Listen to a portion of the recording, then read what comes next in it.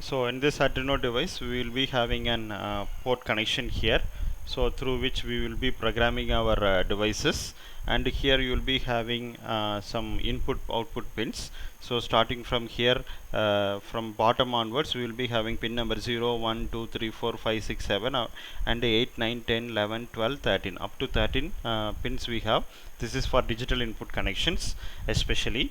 And on the other side you will be having some pins like analog pins. So this will be represented with the A0, A1, A2, A3, A4. So this will be used to communicate with the analog input and outputs especially. Okay, and in addition we will be having some V in pin, ground pin, and another one 5 voltage pin and 3.3 voltage. So this will give you a board power supply for any sensors which if you going to connect, then that will be communicated here. So this is your Arduino connection. But only drawback with this particular Arduino board is that you don't have any internet facility. Okay, if you want to connect an internet, then automatically you are in need of a board that is to be mounted on this particular Arduino device, so that it will be connected to the ground. Okay, either via LAN, or if you want to communicate to the Wi-Fi, then definitely you are in need of a something like Node MCU module, or you need to have a small version of a Wi-Fi module in order to connect with this particular Arduino into a internet. Okay, so what we are suggesting is that we will be replacing this particular board with this particular device. Okay, the name of the device is called ESP8266, or otherwise called as a Node MCU. Okay, so here you will be having one processor. So this controller, this particular controller will be exactly working like your Arduino device. Okay, so this particular IC will be doing all the operations as that of your Arduino. In addition, it will provide you some Wi-Fi connectivity. Okay, so here in this bottom page you can see there is a representation of Wi-Fi symbol. Okay, so through this antenna it will be communicating to the Wi-Fi device. Okay, so what happens, automatically you can connect your this particular Arduino device into a internet. So automatically we can able to get a communication between your cloud and to the end device. Okay, so this particular device is an IoT node. So in this node we can have so many number of sensors via these pins. Okay, so at the bottom you can see there are pins. So via these pins we can able to easily connect with your sensors, and by that sensors the data can be easily retrieved and it can be updated into the cloud. Okay, so here at the top page you can see some of the pins representation, where here you can see there is a V in. Okay, so V in represents the 3.5 voltage. Okay, so V in represents 5 voltage. Here there is no separate 5 voltages available as like your Arduino, but you can have this particular last pin as, I think it is clear now. So this particular last pin has 5 voltage pin, and next to that we will be having ground pin, and we will be having enable pin 3.3 voltage, and again a ground pin, then clock pin, and you will be having some other future extracted pins, okay, software pins, and finally you will be having only one analog pin here. Okay, so at the last you will be having only one analog pin. This is the only drawback. Okay, so we have only one analog pin supposed to connect with, and you can have 13 number of digital input pins. So this side you can see you have a D0 pin, D1, D2, D3, D4, and again a 3.3 voltage, and a ground pin D5, D6, D7, D8, and a receiver transmitter pin. Then you have a ground pin and a 3.3 voltage pin. Okay, and some of these pins also can be easily converted into a digital output pins depending upon the purpose of usage. Okay, and this is all about this particular board. And here you will be having some inbuilt LED as like it is available in your Arduino, so that you can easily connect with your device, and you can ensure that there is an possibility of connectivity in your board. Okay, and here you can see at the bottom left side you have a reset pin. Okay, so this reset pin will be used for triggering that device at first, or entirely if you want to reset once, you can able to press this particular button as like your Arduino does. And this particular pin is especially available in your ESP8266 module. This is not available in your Arduino pin. Okay, so the name of the button is that flash. Okay, if you want to program anything newly, if you want to erase the previous program, then automatically you can press onto this button for a while, and automatically the previous program will be erased completely, and so that your writing process will be done faster. Okay, so for that we are going to use this particular pin called flash button. Okay, so flash in the sense completely erasing everything, and it will allow you to store your new content. Okay, and whenever you are connecting this particular board to the Arduino IDE, you have to press the reset button twice or thrice, and you have to keep on pressing this flash button until your program is compiled. Okay, after program is compiled, you can release this particular flash button, and your program will be started updating into this particular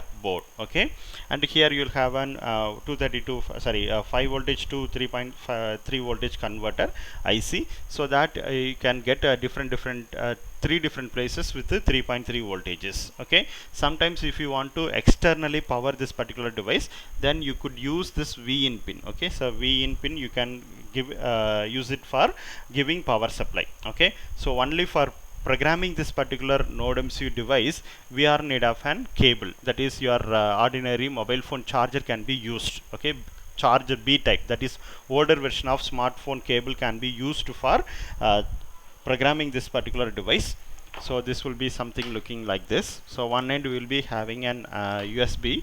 So this similar to that of your charging cable. Okay, so one end you will be having USB, and other end you will be having B type. Okay, so B type charger.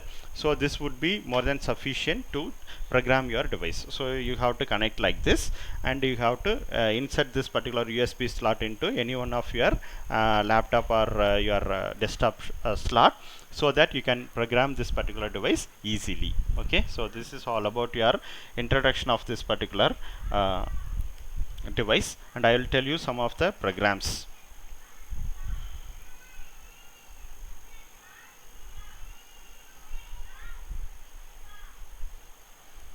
Okay, after installing your device, software, Arduino software, your software will be something looking like this.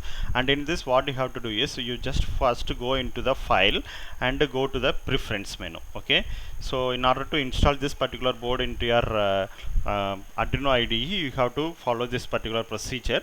So file, go to preference, and afterwards you have to paste this particular link. Okay, I'll be sharing this link in the description, so you can find, and you just copy paste this particular device. So, and especially you have to note this 2.5.0 version. Okay, if even you have some advanced versions of a board, it will support for every devices. Okay, so that's why I'm restricting it with 2.5.0. Once if you are process are done and everything is working good, then you can able to go for upgradation. But before that, you start with this particular version 2.5.0, that is a package from esp8266.com index.json. Okay, this particular version you have to click here, and you have to click OK. And before that, you have to ensure that there is an tick mark in the display line number. Okay, so in order to get a line number like this, you have to check this particular box, otherwise your line numbers may not be visible, and whenever your program points some errors in one particular line, you have to count from the beginning. Okay, so this is unnecessary. So instead we can just put a tick box here. So after checking this particular box, we will be getting some line number, so that it would be easy for us to customize your code. And the next one is your verify and upload code. You have to check this box, so that before uploading any code, your code will be compiled and it will be verified. Okay, and check for update on startup. It is up to you. If you want to update the software keep on, then you have to check this particular box. My particular software is 1.8.13. as of now it is updated version. Okay, it is the latest one.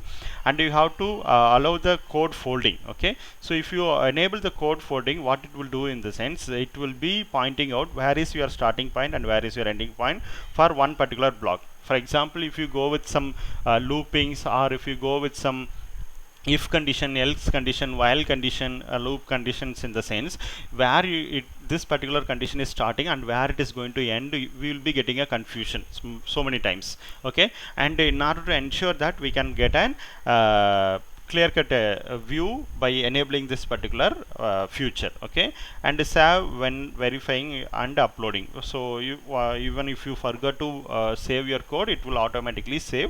So for that you have to tick checkbox this particular checkbox has to be enabled. Okay, so all these things you have to done, and you have to put OK. Okay, next one you have to go to tools and go to board. Okay, so since I have already installed, my board name is appearing, but since you are new, so this particular board may not be visible. So what you have to do is you just go into the board manager.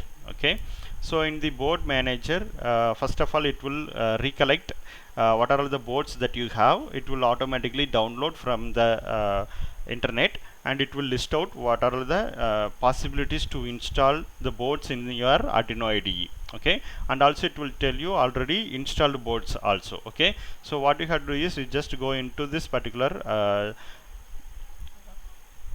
search box, and you have to type like ESP8266. Okay, so the name of the IC is ESP8266. So you have to exactly type this particular line, and after typing this, since I have installed, it is asking me like an remove button, and I can able to go with some selection button. But if you are not installed here, you may be asked with some installation button here. Okay, it will be something like install, and you will be allowed to choose some of the versions. By default it will be chosen with 2.5.0, but instead if you want, you can upgrade it to 2.5.0, beta 1, beta 2, beta 3, and sometimes it may be advanced version 2. But my suggestion is you please restrict with you to 0.5.0. Okay, so this is not available here. So since I have selected exact version, I have installed properly, and after installation is done, you will be get a notification with this blue mark, okay, indicating that it is installed. And after that you just close this particular button, and this particular process I have explained through a PDF too. Okay, this particular PDF I will be sharing with your with you, so that you can go for a reference. Okay, and how to install your software from the beginning I just explained here. So first you have to go to the Arduino website. So this is a particular website. If you want to contribute and download, also you can contribute, or otherwise simply if you want to download it for free, you just click on here, just download after searching in Google button.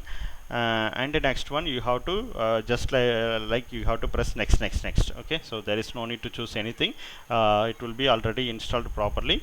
So you have to just press install, and your installation process will be done. And after installation, some security options it may display.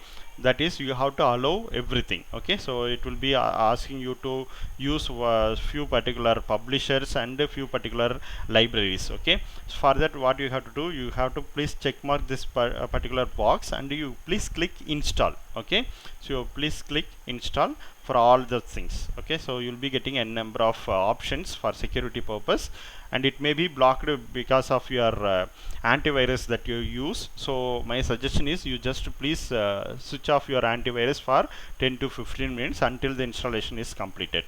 And you will be asked for Linux ports also. Okay, this is very mandatory. So it will automatically detect in which particular port that your hardware device is connected. Okay, so likewise it will automatically choose.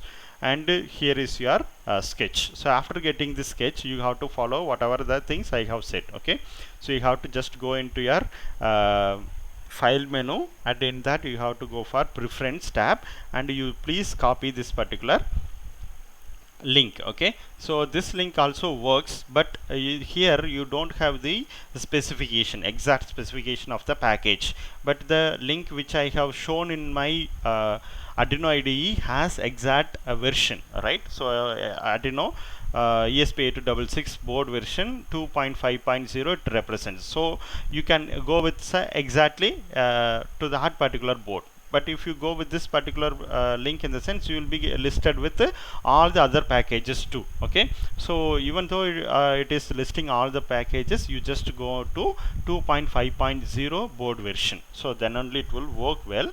So and after that you just go to the board manager and click onto this board manager, and you just type in the search box as ESP8266. So whatever the procedures I told, it will be there in this PDF. So this is for your reference. Okay, and finally you have to click on install, and after installation you please ensure that the board is available. Okay, so how to verify in the sense, you have to go to the tools board and you have to search for the ESP8266 board.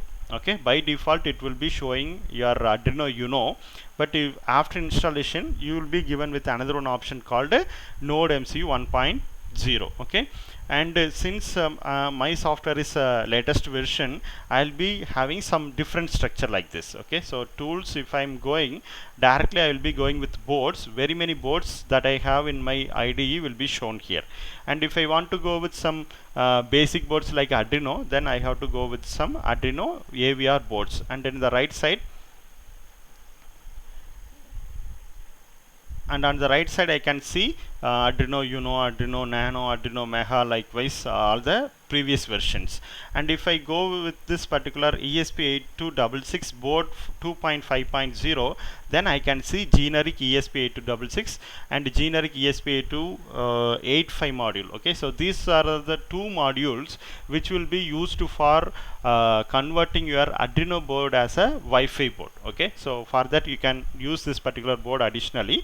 And if you want to use integrated Wi-Fi module, then you can go with this particular version, that is Node MCU 1.0 ESP12E module. Okay, so that's my suggestion. You just proceed with this particular board. Okay, so Node MCU 1.0 ESP12E module, not 12E module you have to choose. So this particular board is supporting for all kind of codes that we are using with the Wi-Fi connections. Okay, so that's the reason why I'm suggesting you. And next to that, you have to know more about your board specifications. So for that I have another one PPT.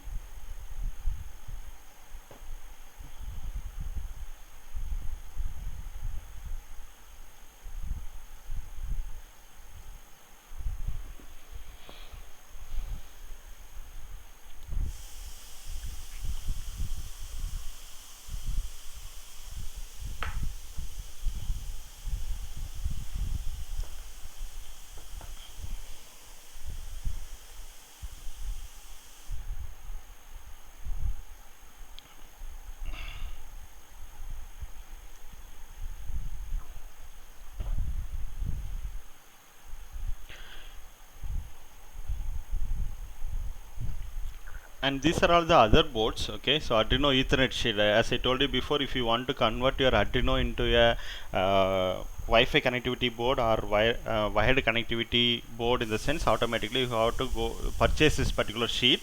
So above your Arduino board you have to place, and from here you can connect to your LAN, so that your Arduino will be given with some internet connection.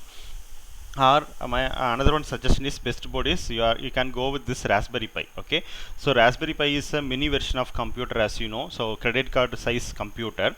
So here you will be provided with some n number of USB slots to connect your mouse, keyboard, and you will be given some HDMI port to connect to your display devices like monitors or some desktop, and also you will be given with some LAN port, so that you can directly connect to the internet. Okay, and in the advanced version of Raspberry Pi, that is 3.0 or above 3.0 version, automatically you will be having some inbuilt Wi-Fi connection as well as the Bluetooth connectivity, so that you can easily connect it to the internet. Okay, so this particular option is available, but why I am not going directly into this particular Raspberry Pi is because we are not going to use for that much work to that Raspberry Pi controller. Okay, so as far as our demo is concerned, we are going with some few sensors and also few controls. Okay, so up to 13 to 14 controls and 13 to 14 sensors, we can go with this simple controller itself. Okay, so instead of killing mosquito by a very big rock, we can have a small small thing is more than sufficient, right? So likewise, so instead of going with Raspberry Pi, this particular controller is more than sufficient. Okay, and this is the one I told, the ESP8266 Wi-Fi module. This can be easily attached with this Arduino, so that Arduino will be having some Wi-Fi connectivity. Okay, but unfortunately this particular ESP board has to be programmed at first, and then only it can be attached, and there is very big drawback in programming also, and also complex in connectivity. So that's the reason why I'm not suggesting with this particular ESP Wi-Fi module separate, and I'm suggesting you to go with this particular Node MCU module. Okay, and we have another one option called Intel Edition of same Arduino as well as your ID Wi-Fi connectivity, and this is cheaper as well as best performing board. Okay, so ESP8266 12E Node MC model is a cheaper and best performing node, and these are all the other development boards which is easily available, but it is somewhat costlier and may not be having the future as like your Node MC what I have shown here. You may have a less number of connectivity, or you may not be having something external connectivity pins. So due to this, I'm going with this particular Node MC module, but still you can use these particular device boards for your IoT applications. And this is the one which we are going to discuss. So here you have a D0 pin, right? So D0, D1, D2, D3, so many pins are available.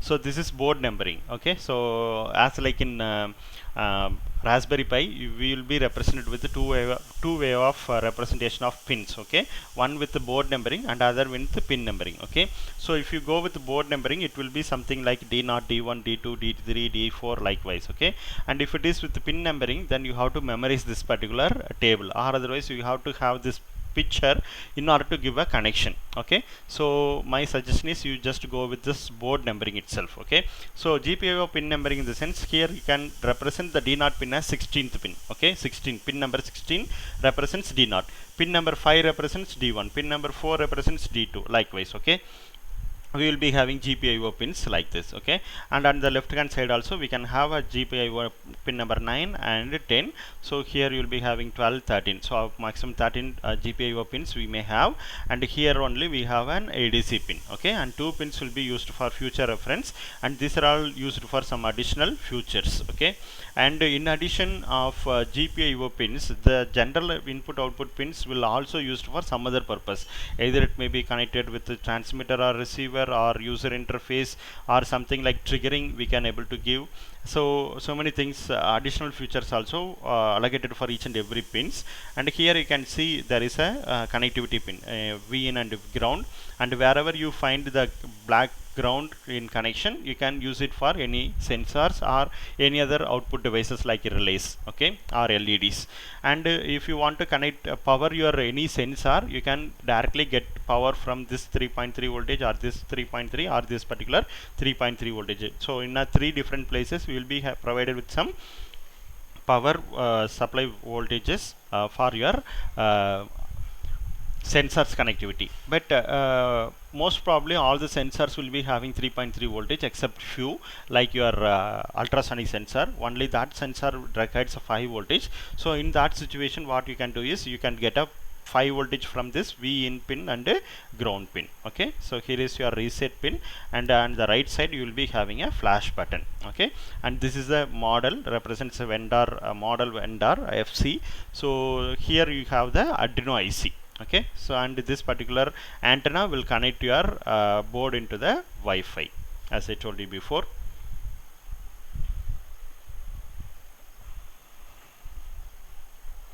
And these are all the things you required at first. As I have shown, you are in need of a charger cable, you are in need of a PC or your laptop, and a few jumper wires, and you will be need of some chargers if you want, and your Node MCU module, and some of the peripheral devices like your sensors. So this particular sensor is your DHT11, that is temperature and humidity sensor, and this is LDR, light dependent resistor, and next one is your GPS module and supporting board, and here you will be having OLED module and LED device, and here you will be having an motor, stepper motor, and servo motor, Okay, so all these things you are need, and this is your environment where you are going to code, and here programming will be done within this particular IDE. So first you have to choose the right tool from your tools menu, right board from the tools menu, and next one you have to choose the port, okay, in which your particular device is connected. And this is the environment, so where you will be given with some compile button and upload button. Next one is a new button, so open, if you want to open previous program you can press this open button, and if you want to save you can use this save button. And here is your serial monitor, so whatever the things happening inside your microcontroller cannot be visible to the human eyes. Okay, so if you want to see what's happening in between that wire, what is sending, what is transmitted, and what is received, if you want to see, then you can use the serial monitor, and that will be as same port as that of your communication port in which you are connected your controller. Okay, and next if you want to go with the new tab, you can click on this. Most probably we will be programming with a single tab, and here in this empty space, that is white space only, we are going to use design a program, so that is a program editor. And at the bottom you will be having some black color window, this is called console window. So here only we will be getting some errors. If you have any errors, or if you have any success in code or upload in code, everything will be shown here. So keep on updation, you can watch this particular black screen. And the structure will be something like this. You'll be having as two portions of coding, one is a setup and another one is loop. So setup portion always used for doing at once. Okay, once if your controller is started, that is if it is reset, then automatically this setup process will be done only once. Okay, and if you write anything on the loop coding, then this will be repeatedly done until you power your microcontroller. Okay, if you stop powering only, it will stop its execution. Until then, whatever the lines available within this loop section, it will be continuously run. Okay, so that's the difference between setup and a loop. Setup will be run only once if you power your microcontroller. Okay, or if you press a reset button, your codes within this setup button will be run only once. Okay, but after that, whatever the lines available in the loop alone will be executed.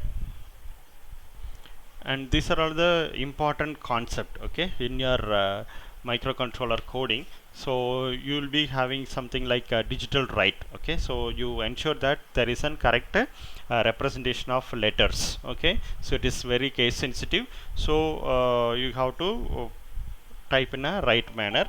So here digital write, so W is caps. Okay, so analog write, W is caps. Digital read, R is caps. Okay, analog read, R is caps. Likewise we will be having some different representation. So digital write, in the sense we will be writing some digital numbers into the output device. Okay, so write in the sense for controller it is write. Okay, so it means that it might be an LED or your home appliances devices. So if you want to on or off your device, then we may write either 0 or 1, or high or low, or logic 0 or logic 1. Okay, so if you write on logic 1, it represents it is turning on. Either your TV may turn on, or your washing machine, or your home appliances, anything. Okay, it may be turn on. Or if you send 0, then automatically it will switch off. So for that we will be using this command digital write. And analog write, in the sense sometimes we may vary the values. For example, if you want to adjust your fan regulator, then you can provide with some different speeds. Okay, so for that we may have a different numbering system. So here in our case it will support from 0 to 1023. So that very number we can able to easily pass through this particular analog write pin. Or sometimes if you want to send any random number also, it will applicable, but your sensors will not be having an capability to understand that. Okay, so your maximum voltage, that is logically we will be saying that it is 0 or 1, but actually it is a voltage. Okay, so the voltage from 0 to 5 only it will be passed. Okay, so for that if you send a number 1023, that represents a maximum voltage 5 voltage, and if you represent as a logic 0, that represents a 0 voltage, right? So likewise we may have variety of voltage in between. So if you want to represent any particular value in between 1023, then proportional to that value you will be having some voltage. Okay, so that is available in your analog write. And next one is a digital write. If you want digital read, okay, so some sensors may give you on and off conditions. For example, if you are if you place some IR sensor, object detection sensor, that will give you either the object may be present or it may be absent. Okay, so in this case the conditions may be either true or false. Okay, so you can able to read the 0 or 1, logic 0 or 1 through this particular command. And next one is if statement. As like in C coding, if you want to put some condition, you can add with some if, you can go with some if statement, or otherwise it is a boolean statement. Okay, so as like in C we have if, else if, as well as else. Okay, and another one function is called analog read.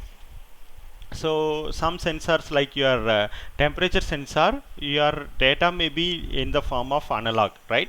So your temperature sensor will be converting your environmental parameter into a electrical voltage, right? So environmental physical temperature it will be taking, and that will be converting into a voltage, proportional voltage. Okay, there you need to understand what is the amount of voltage coming out from that particular sensor. Okay, it may be from 0 to 3.3 voltage or 0 to 5 voltage depending upon the sensor type. Okay, so that maximum voltage represents your logic 1 and minimum voltage represents logic 0.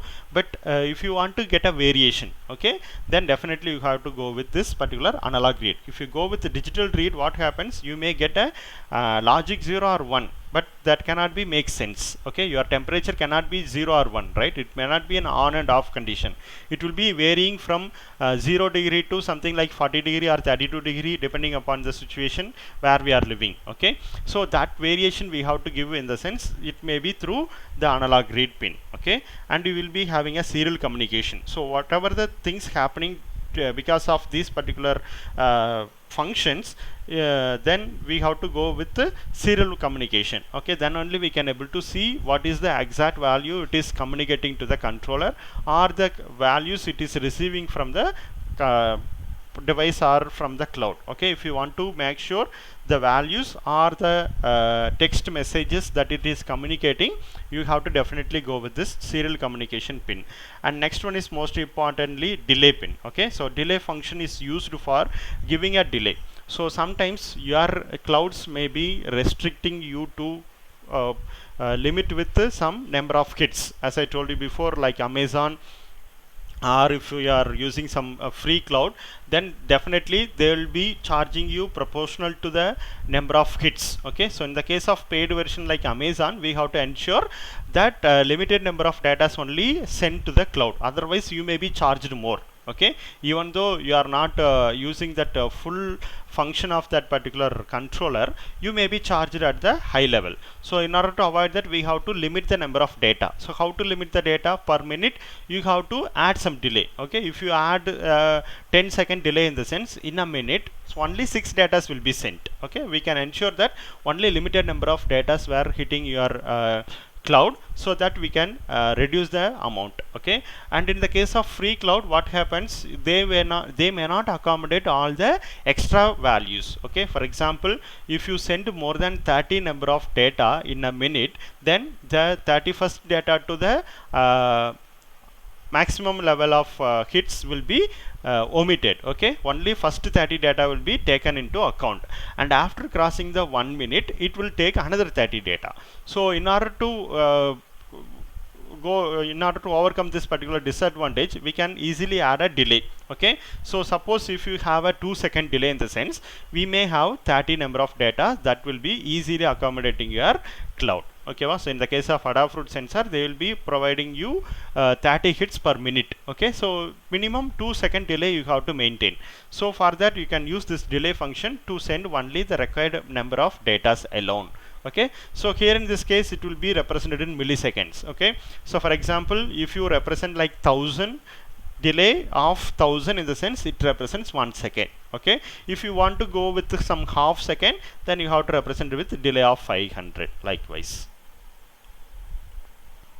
And next one is pin mode. So in pin mode, you will be most probably declaring it within your setup code. Okay, so inside the setup code we will be representing whether the pin is acting like a input for your controller or output for your controller. Okay, so this is for your controller input in the sense it is via a sensor. Okay, for example, temperature sensor may take the environmental parameter, that is your temperature, that will be converted into a proportional voltage and it will be sending to the controller. So in this case your temperature sensor is acting like an input device for your controller. Okay, and if you connect some home appliances like light, fan, TV, refrigerator in the sense, then that will be your output device. So you have to ensure that one particular pin may be used like an input pin or output pin. Okay, so if you are not going to mention this particular pin mode, then automatically your entire code will not be taken into account. Even though